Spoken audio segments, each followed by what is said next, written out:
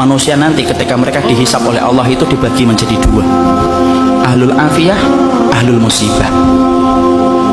Ahlul afiyah itu siapa? Orang yang jarang diuji dengan sakit, orang yang jarang mendapatkan ujian dalam kehidupan, jarang mendapatkan kesempitan. Namanya apa? Ahlul afiyah. Ada yang kedua, ahlul musibah. Ahlul musibah itu siapa?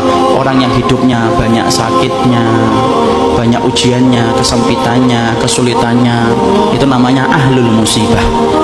Ya. Ketika mereka dihisab oleh Allah Subhanahu wa taala, Allah kemudian menyampaikan bagi dua, ahlul afiyah dengan ahlul musibah. Kemudian Allah berfirman, hisab itu ahlul afiyah, ahlul musibah dulu. Ahlul musibah kemudian dihisab oleh Allah lebih dulu. Para malaikat menghitung satu persatu perbuatannya dan menghitung bagaimana ujian yang dia rasakan dalam hidup ketika bersabar. Kemudian para malaikat setelah mendapati semuanya selesai, mereka lapor sama Allah, ya Allah, ahlul musibah tidak tersisa dari dosanya kecuali sedikit, dan mereka mendapatkan pahala yang besar karena mereka bersabar atas segala musibah yang kau berikan dalam kehidupan di dunia.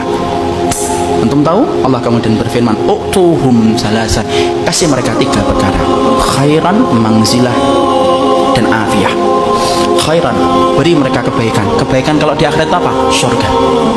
Beri mereka yang kedua, mangzilah. Mangzilah itu apa? Tempat yang paling tinggi di surga.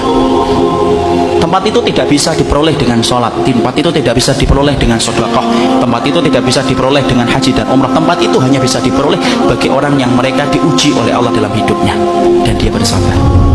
Dan yang ketiga, afiyah, kasih mereka kekuatan untuk menggantikan kekuatan yang aku ambil ketika aku menimpakan musibah kepada mereka. Maka ketika mereka dinaikkan ke tempat yang tinggi, ahlul afiyah, sebelum dihisab mereka mendongakkan kepala saking tingginya mereka.